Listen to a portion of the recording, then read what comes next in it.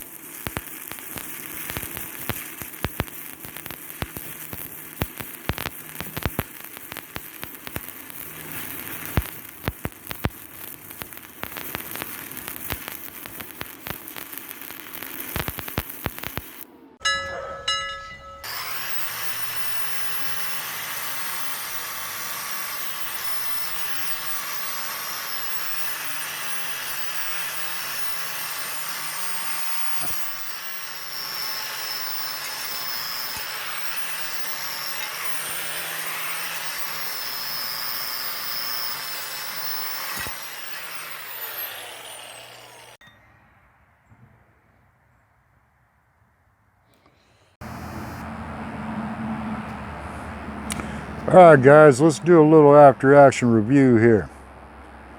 We were running 120 volt, 15 amp standard household power. We had quite a few technical difficulties. Mainly the breaker kept on kicking, the 15 amp breaker to our outside outlet here. And B wound up running inside around 7 times to reset it.